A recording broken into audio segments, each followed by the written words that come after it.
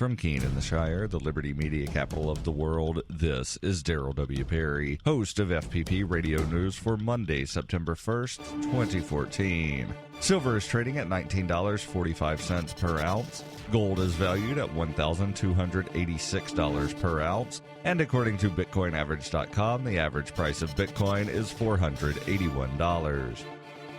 Antiwar.com reports Al-Qaeda's Jabhat al-Nusra has finally issued demands related to the 44 Fijian UN troops they captured late last week in the Syrian Golan Heights, saying they're willing to free them in return for humanitarian aid to be delivered to one of their remaining territorial possessions, a suburb of Damascus called Ruta. The Syrian military has mostly expelled Nusra and other rebels from the areas around Damascus and has conducted protracted sieges on the remaining suburbs to try to force the rebels out of the area surrounding the capital city. Nusra captured the Fijian troops on Friday following their seizing of the Golan crossing between Israel and Syria. The UN has troops in the region to observe a ceasefire that's been in place since 1974. In addition to the Fiji troops, Nusra attacked Filipino troops yesterday, though they managed to escape into Israel without being captured. The UN says they remain unsure of the location or the fate of the Fijian troops.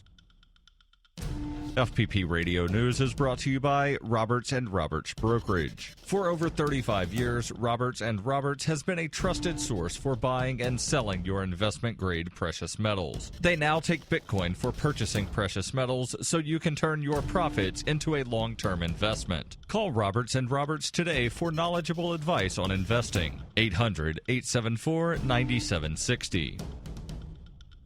The AP reports the owner of bikini coffee stands in Washington state allegedly banked more than $2 million in the last 3 years because her baristas were also selling sex acts, according to local prosecutors. Prosecutors charged Carmela Panico with promoting prostitution and money laundering, alleging that she operated drive-through brothels throughout the county north of Seattle.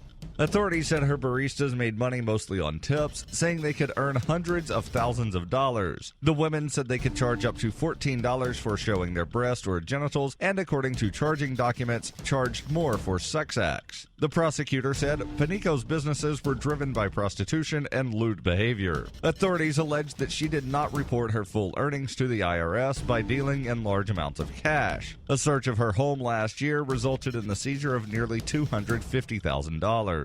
The investigation has also led to the prosecution of a veteran sheriff sergeant, Daryl O'Neill, who is accused of tipping off Panico and her workers to police scrutiny in return for sexual favors. O'Neill resigned after his arrest last year and has pled not guilty. His trial is scheduled for November. Authorities alleged that the baristas had a certain dollar amount they were supposed to pay Panico, and they were allowed to keep the rest.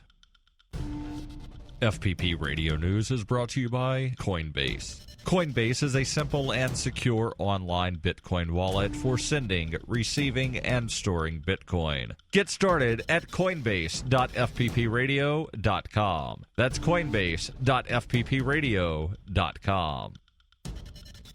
Reuters reports Macau, the world's largest gambling hub, re-elected its chief executive and sole candidate, Fernando Chui, on Sunday, a widely expected result after the pro-China government stifled an unofficial referendum on democracy. Chui was returned to office by a select panel of 400 largely pro-China loyalists in the tiny but wealthy former Portuguese colony. Macau's leaders have taken a much harder line than in neighboring Hong Kong, where pro-democracy activists have been struggling for universal suffrage. The election in Macau coincides with the meeting of China's parliament that is expected to limit 2017 elections for Hong Kong's leaders to a handful of candidates, a move likely to escalate plans by pro-democracy activists to blockade the city's central business district. Activists in Macau have still made unprecedented moves to have their voices heard, trying to follow in the footsteps of its fellow administrative region, Hong Kong, by launching an unofficial democracy poll to coincide with Chui's re-election. However, authorities moved quickly to quell the informal survey that asked whether residents have confidence in Chui and whether they support universal suffrage. Police arrested 5 people for allegedly breaching privacy laws, charged one of the leaders with aggravated disobedience, and shut down some of the polls. Despite these moves, close to 9,000 people had voted in the unofficial referendum by midday on Sunday. This has been FPP Radio News, online at fppradio.com.